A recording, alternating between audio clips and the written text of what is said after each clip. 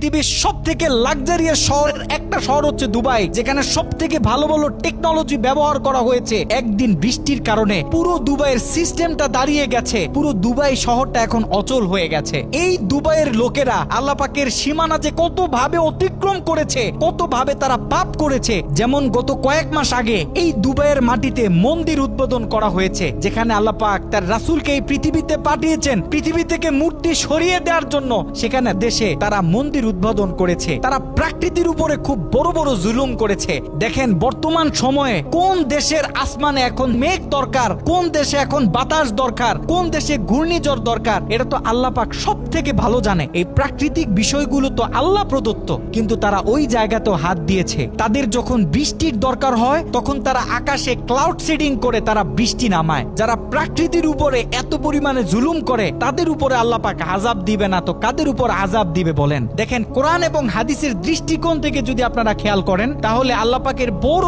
আযাবের ছোট্ট একটা ওয়ার্নিং শুধু আল্লাহ পাক দুবাইবাসীকে দিয়েছে। পৃথিবীর ইতিহাসে যত জাতিকে আল্লাহ পাক ধ্বংস করে দিয়েছে তাদেরকে নিয়ে যদি আপনি একটু স্টাডি করেন তাহলে দেখবেন তাদের চিন্তা ভাবনার সাথে বর্তমান দুবাইয়ের শেখদের অনেক চিন্তা ভাবনার মিল রয়েছে। নাউযুবিল্লাহ।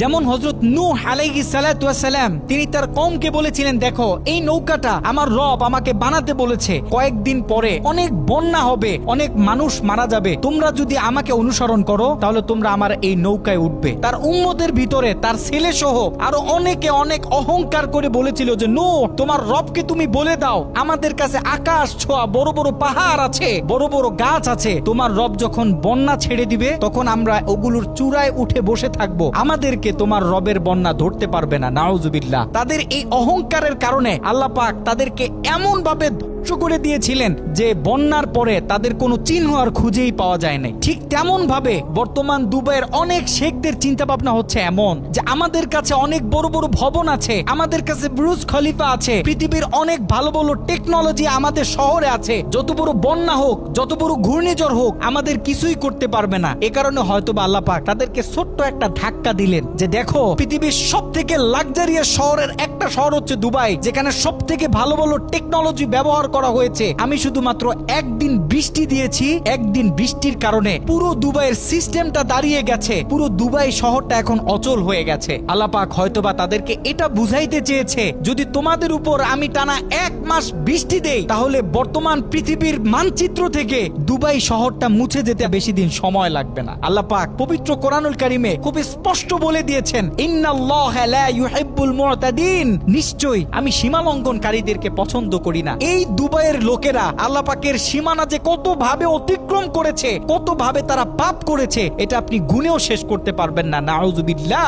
যেমন গত কয়েক মাস আগে এই দুবাইয়ের মাটিতে মন্দির উদ্বোধন করা হয়েছে, যেখানে আল্লাহ পাক তার রাসূলকে এই পৃথিবীতে পাঠিয়েছেন পৃথিবী থেকে মূর্তি সরিয়ে দেওয়ার জন্য। সেখানে দেশে তারা মন্দির উদ্বোধন করেছে, তাদের উপরে আযাব আসার জন্য এর থেকে বড় আর কি কারণ দরকার হতে পারে আমাকে একটু বলেন? তারা যে শুধু এতটুকু করেছে বিষয়টা এমন নয়, তারা প্রকৃতির উপরে খুব বড় বড় জুলুম করেছে। দেখেন বর্তমান সময়ে কোন দেশের আসমানে এখন মেঘ দরকার, কোন দেশে এখন বাতাস দরকার, কোন দেশে ঘূর্ণিঝড় দরকার, এটা তো আল্লাহ পাক সব থেকে ভালো জানে। এই প্রাকৃতিক বিষয়গুলো তো আল্লাহ প্রদত্ত, কিন্তু তারা ওই জায়গাতেও হাত দিয়েছে। তাদের যখন বৃষ্টির দরকার হয় তখন তারা ক্লাউড সিডিং করে তারা বৃষ্টি নামায়, তারা বৃষ্টি উপভোগ করে। যারা প্রকৃতির উপরে এত পরিমাণে জুলুম করে তাদের উপরে আল্লাহ পাক আযাব দিবে না তো কাদের উপর আযাব দিবে বলেন? আল্লাহ পাক পবিত্র কোরআনুল কারিমে স্পষ্ট বলে দিয়েছে, যাহারাল ফাসাদু ফিল বাররি ওয়াল বাহরি বিমা কাসাবাত আইদিন নাস লিয়ুযীকাহুম বা'দাল্লাযী আমিলু